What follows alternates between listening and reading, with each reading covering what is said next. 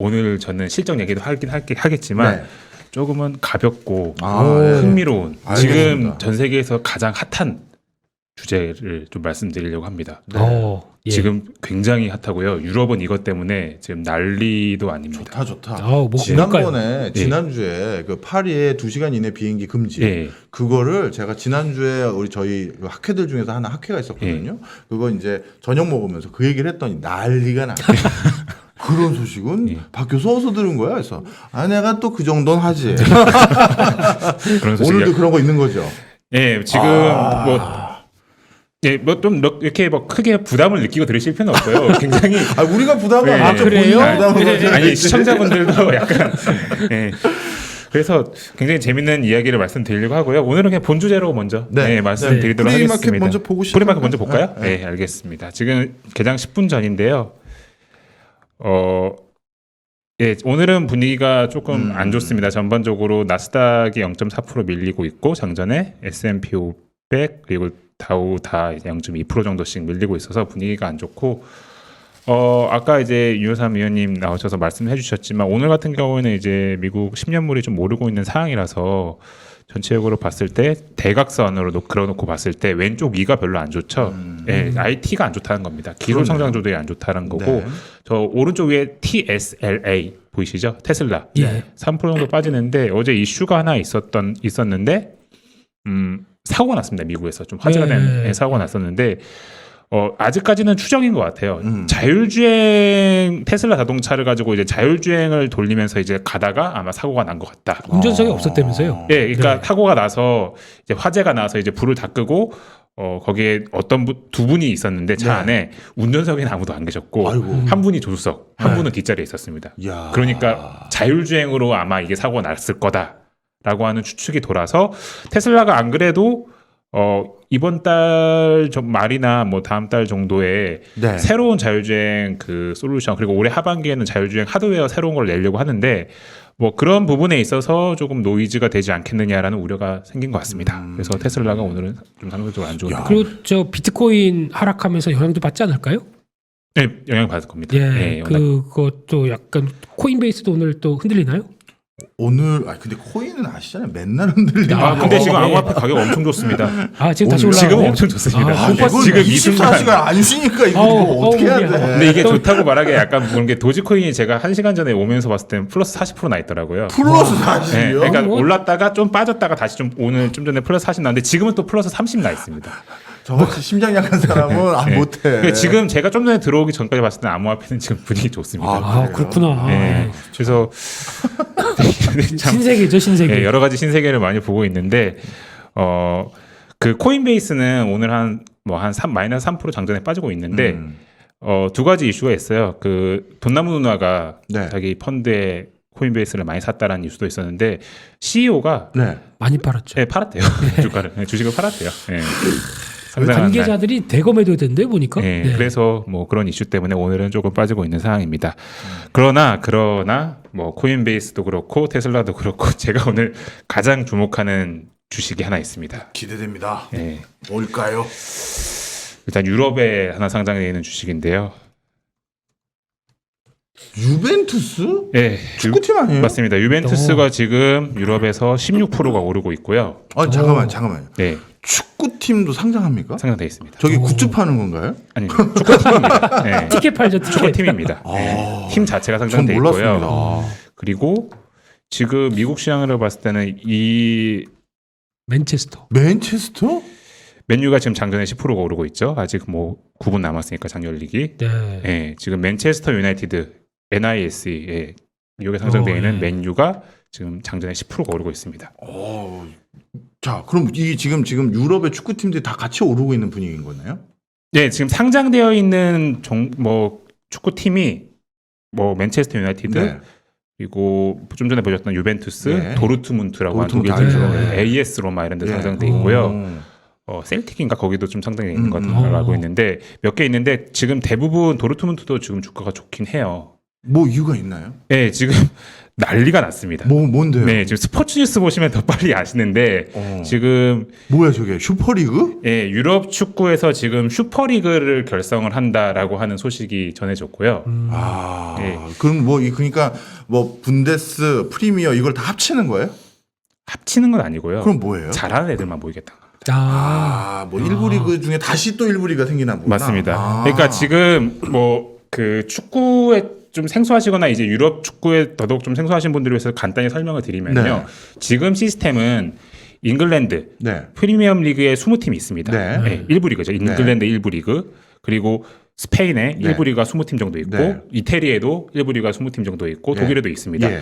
그래서 지금은 각 주요 유럽 국가별로 1부 리그가 다 20팀 정도씩 다 있고 네. 그런 국가들의 리그에서 잘하는 한 4-5팀, 4팀 네. 정도가 네. 챔피언스 리그라고 하는 알죠. 네. 우리가 새벽마다 이제 손흥민 그렇죠. 경기를 기다리면서 보는 그 네. 챔피언스 리그라고 하는 그런 유럽 축구 협회에서 주최하는 그런 대회에서 잘하는 애들이 모여서 거기서 또 1등을 정하는 예. 챔피언을 정하는 예. 그런 게 현행의 시스템이라고 보시면 예. 될 것 같아요. 예. 근데 챔피언스 리그는 물론 잘하는 팀이 와서 이제 챔피언이 되는 게 굉장히 중요한 가치이기도 하겠지만 네.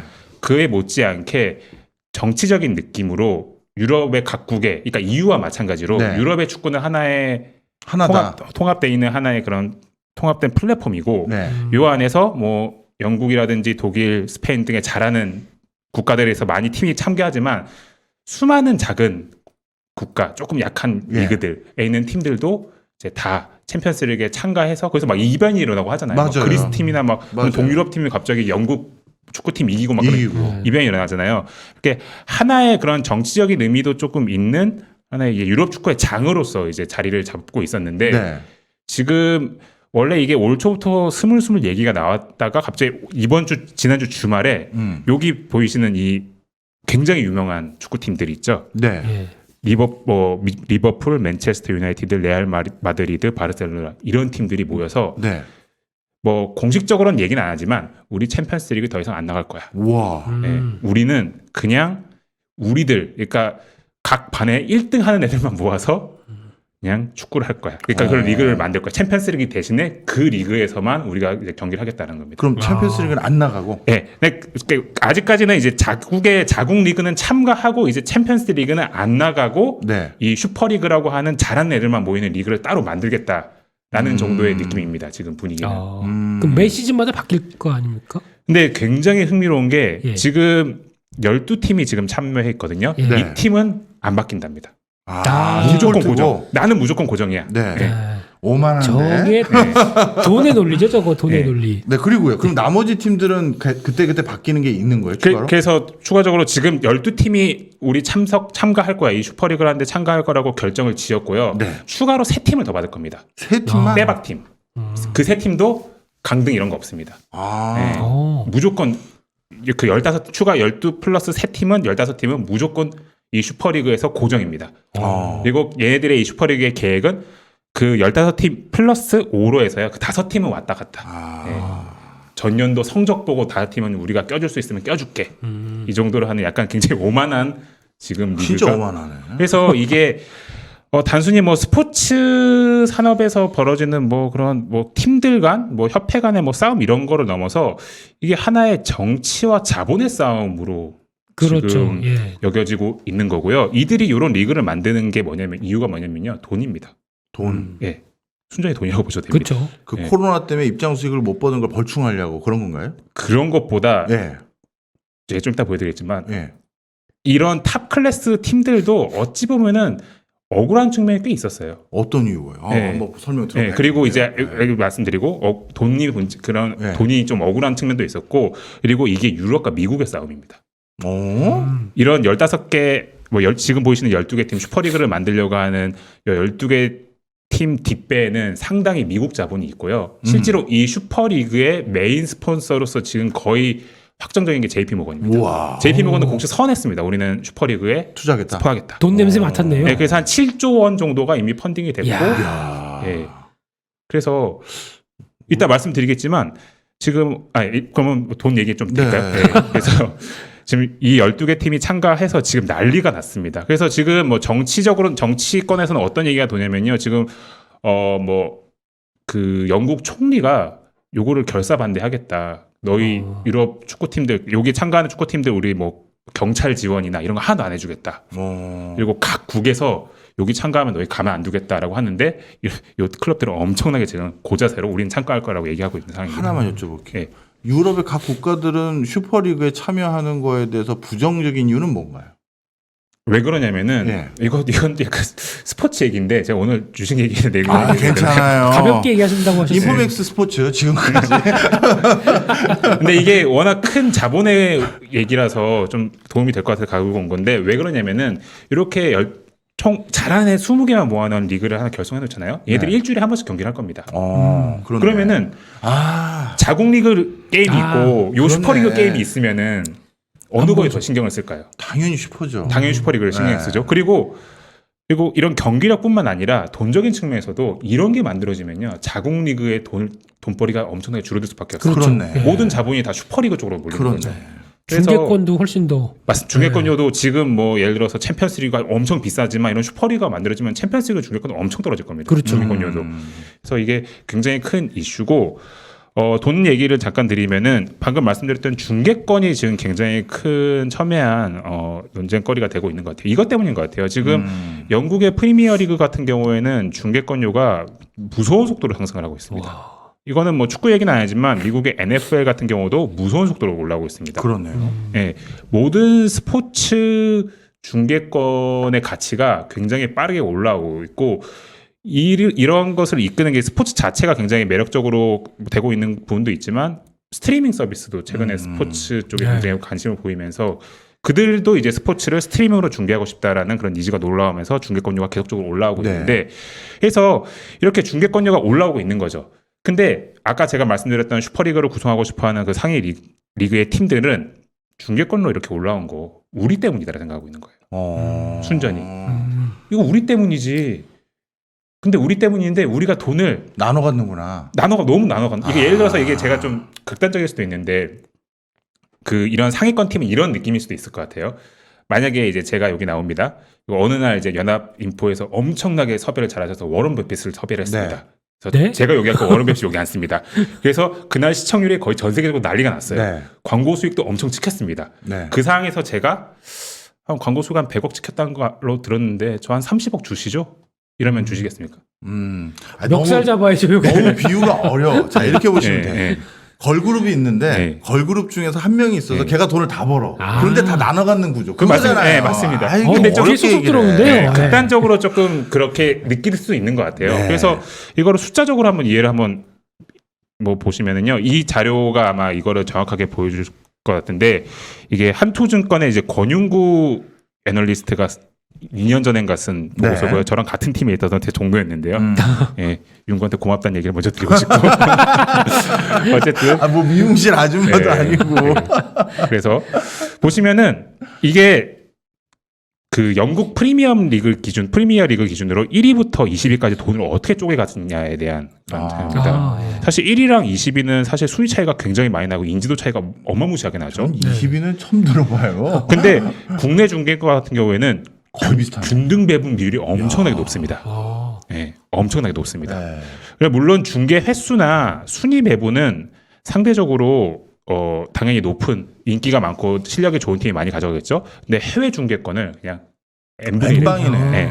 그리고 이 리그가 상업적으로 거둔 수익도 n분의 1 해버립니다. 아. 그래서 합계로 놓고 보면은 1위 팀이 가져가는 수익과 꼴찌 팀이 가져가는 수익이 실제로 체감적으로 엄청나야 될 것 같은데 그렇네. 사실 큰 차이가 안 나요. 근데 오히려 이게 사실 리그를 재미있게 한 요소기도 하거든요. 그렇죠. 그러니까 하위 리그 팀이 돈을 많이 벌어서 선수를 보강을 해가지고 경쟁이 이제 리그의 경쟁이 그래야 치열해지는 게. 스포츠가 의외성이 있으니까. 네. 근데 그게 사실 그거를 약간 노린 것도 있는데 이 리그가 근데 상위 리그 팀들은 억울한 거죠. 네. 아. 이게 뭐냐가 돼버린 겁니다. 우리가 응당 가져가야 되는 그런 돈을 제대로 챙기지 못하고 있다. 왜냐하면 그들 입장에서는 상위 리그 챔피언스리그 엄청 치열하잖아요. 걔네들도 선수 제일 좋은 선수를 비싸게 사와서 우승을 하고 해야지 돈을 버는데 그러니까 나름 위에 있는 분들도 위에 있는 분들끼리의 고충이 있는 거죠. 예. 그래서 억울하기 때문에 이제 슈퍼리그를 만든다는 거고, 그리고 이렇게 흐름이 이렇게 슈퍼리그를 우리가 만들겠다라고 흐름이 이렇게 생길 수밖에 없는 게 요겁니다. 네. 이게 뭐죠? 주요 지금 미국의 축구 팀들의 뒤에는 다 미국 자본이 있습니다. 유럽의 축구팀 뒤에는 미국의 자본. 네, 미국의 자본이 있습니다. 이제 맨체스터 유나이티드 구단주 같은 경우에도 이제 미국 자본이고요.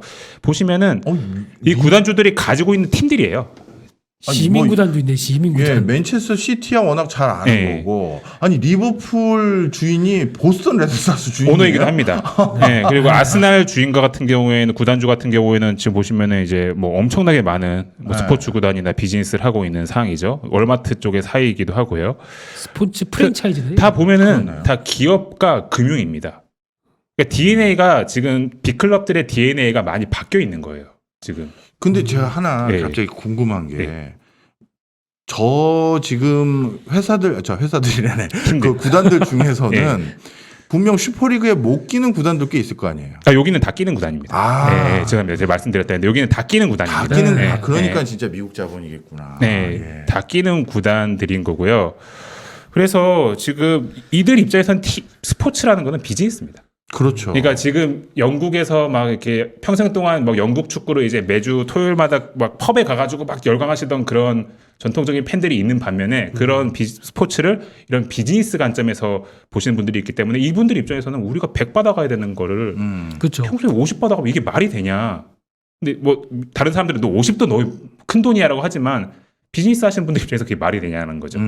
그래서 이런 지금 슈퍼리그를 이들은 이런 팀들은 결성하겠다라고 굉장히 강한 의지를 지금 보이고 있다라고 이해하시면 될 것 같고 여기에 또 누가 붙었냐면요. 네. 아마존, 디즈니, 페이스북 야. 이런 기업들이 붙었습니다. 너희 슈퍼리그 중계권 우리한테 줘. 야. 지금 넷플릭스도 아마 이쪽에 붙지 않을까라는. 그렇겠네요. 그러니까 미국 자본이 지금 유럽의 스포츠 쪽으로 대거 넘어와서 이거를 이제 돈벌이 수단으로서 보고 있는 거죠. 그래서 사실 이게 어찌 보면은 뭐 저희 같이 그 지역에 아닌 스포츠 팬들 입장에서는 굉장히 흥미로운 그런 스포츠 이벤트가 생기는 걸 수도 있을 것 같아요. 그래서 뭐 굉장히 지금 이 슈퍼리그가 지금 전 세계적으로 굉장히 큰 화두라고 보시면 될 것 같고요.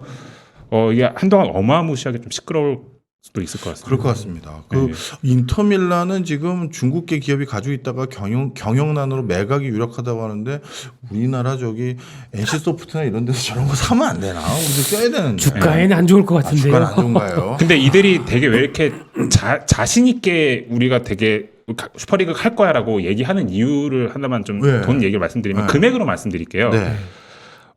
예를 들어서 이게 약간 연도마다 다르긴 한데 예를 들어서 리버풀이 챔피언스리그 우승할 때 제 기억으로는 얼마 우승 상금 뭐 그 챔피언스리그에서 돈 벌어들인 돈이 우승했을 때 돈 벌었더니 1,500억 원이 좀 안 됐던 걸로 기억하거든요. 얼마 안 생각보다 되는 거 아니에요? 적네요. 1,500억 원 예. 네, 기억하는데 슈퍼리그는 이번에 어떤 얘기를 하냐면은 참가하는 것만으로도 4조에서 그러니까 지금 기금 한 4조에서 네. 여기에 참가하면은 20개 팀한테 그 4조를 쪼개서 주겠다는 겁니다. 그러니까 참가하는 것만 하더라도 2천억이 그렇네. 약간 보장이 되는 거고 거기다가 순위에 따라서 돈이 더 가능하니까 사실 팀들 입장에서는 구단주 입장에서는 이거 와이낫입니다. 이건.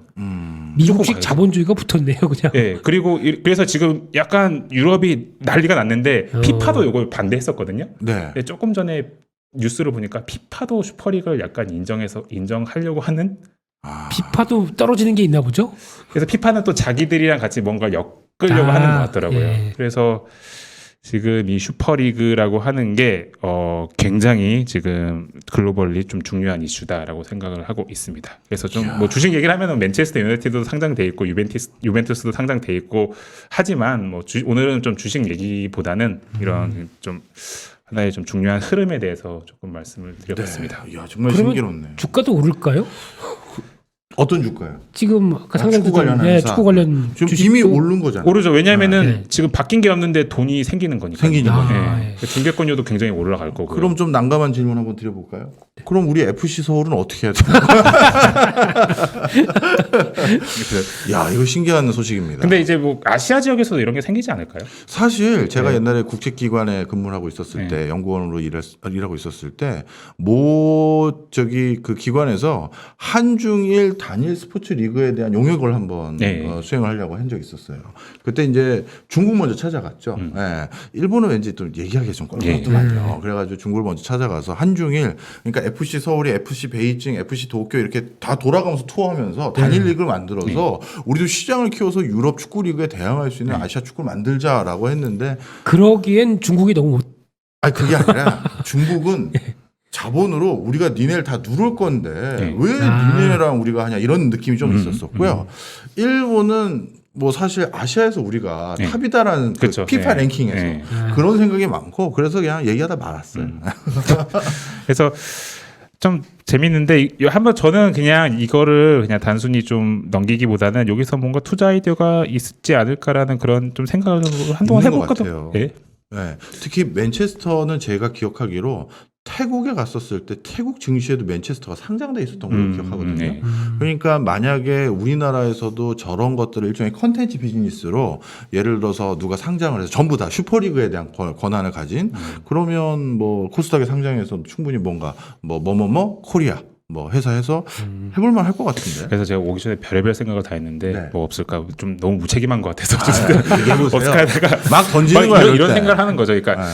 지금은 우리가 맨날 뭐 레알 마드리드랑 바르셀로나가 경기를 하면은 막 되게 막 빅 경기라 해가지고 막 난리 나죠. 난리 나잖아요. 그쵸. 네. 그게 매주 일어나는 거죠 이제. 그렇죠. 네. 어. 그러면은 야 유럽에서 맥주 잘 팔리지 않을까? 아, 관련주. 이거 그냥 제 농담삼아 말씀드린 아니에요. 건데. 설득력 있는데. 네, 그래서 뭐 그런 TV도 잘 팔리겠네요. 오, 네. 그렇네. 좀 좋은 TV를 그렇죠. 빅게임 큰 걸로 봐야 되니까.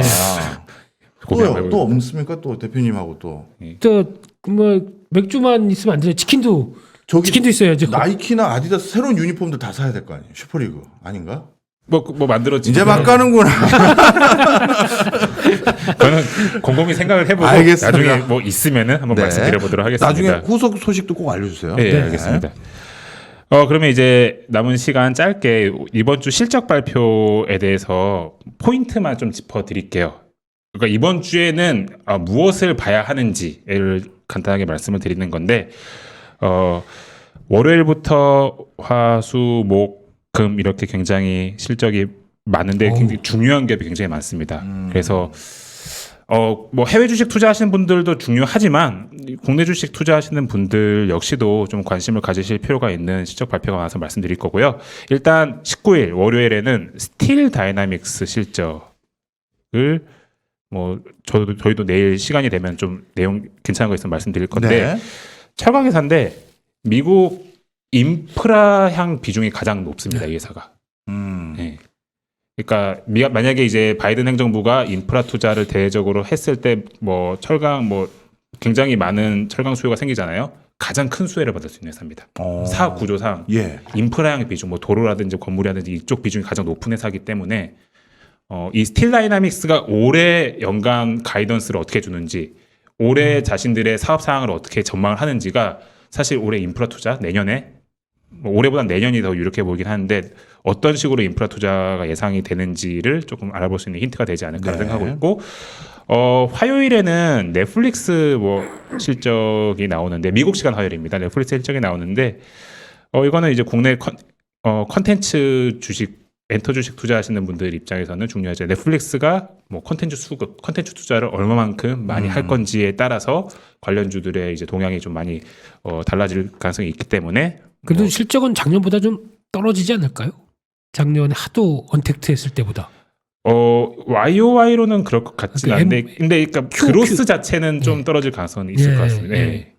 왜냐하면 그렇죠. 요즘 너무 경쟁 업체들이 막 생기고 많이 그러다 생기고 보니까 넷플릭스의 컨텐츠도 잘 안 주려고 하고 그 그런 것도 있더라고요. 조금 나가죠. 나가죠. 이제. 네. 네. 예. 그래서 슈퍼리그를 를 노리고 있는. 진짜 그게 사실입니다. 네. 어허. 그래서 한국 K 드라마 이런 게 인기가 있는 게 다 네. 그런 맥락인 거죠. 킹덤은 그 뭐 발표회 실적에 들어갈까요? 킹덤 후속작 제작 아닙니다. 삼- 죄송합니다. 삼편, 네. 네. 뭐 네. 그렇게 가끔 언급하기도 합니다. 그래요? 컨텐츠별로 오. 언급하기도 합니다. 오. 네, 네. 그렇구나. 근데 한국 컨텐츠 너무 자주 언급합니다. 그래요? 매 오. 분기 실적 발표 때마다 한국 얘기는 항상 나와요. 네. 어. 투자 금액은 얘기하는 건 아는데 네. 이제 시리즈는 잘 몰랐습니다. 얘기하는구나. 그 흐름 파악하는 건 굉장히 괜찮습니다. 예. 그래서 수많은 국내 애널리스트 분들이 많이 이제 아침에 이렇게 뿌리시기 때문에 그렇군요. 그런 내용 확인하면 될 것 네. 같고, 요거는 많이들 이렇게 좀 생소한 기업일 수도 있을 것 같은데 저희도 한번 체크를 해보려고 하고 있습니다. 넥스트에라 에너지 파트너스라고 하는 회사가 있고요. 이 회사가 넥스트에라 에너지라고 하는 네. 미국의 대형 유틸리티 기업의 자회사입니다.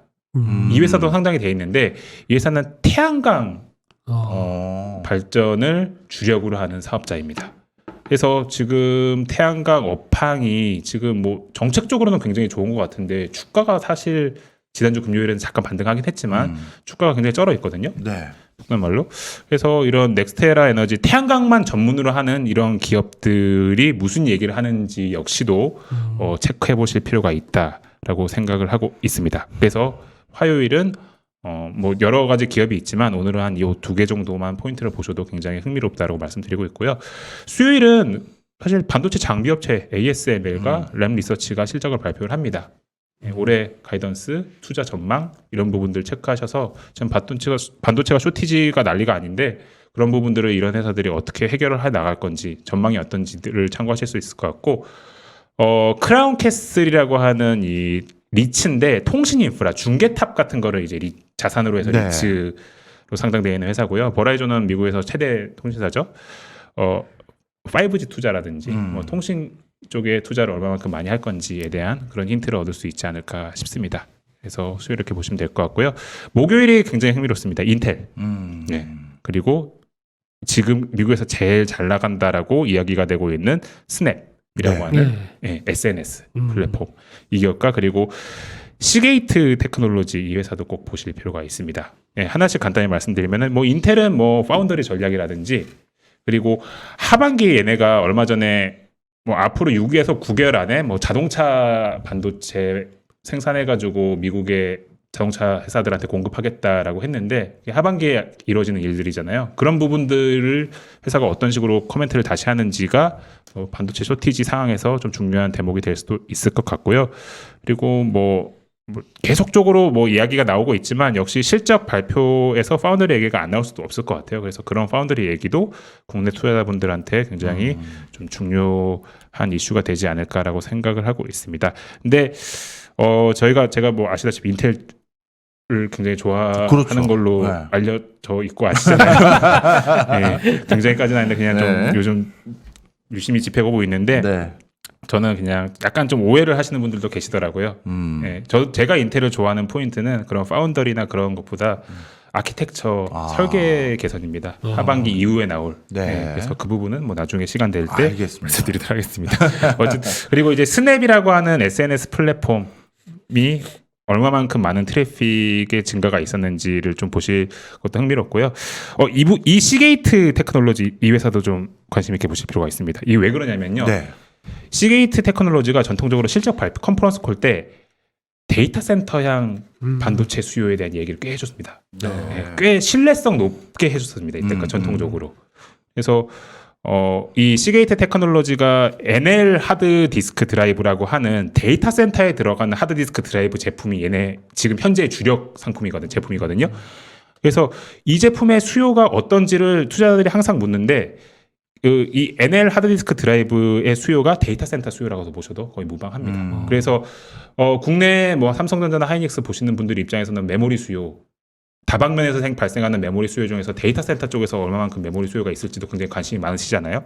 그래서 그런 부분을 이 시게이트 테크놀로지의 실적을 통해서 그들이 제시하는 사업 전망을 통해서 확인할 수 있다는 측면에서 좀 주목해 보실 필요가 있다라고 생각을 하고 있습니다. 네. 금요일 같은 경우에는 그냥 이런 기업들이 실적 발표를 하는데 뭐 관심이 있으시면 각 찾아보셔도 좋을 것 같습니다. 다 중요한 기업들입니다. 제가 오늘 그렇죠. 가져온 중요한 기업들인데 시간 관계상 네. 좀 각 요일에 좀 핵심 기업들 위주로만 좀 말씀드렸습니다.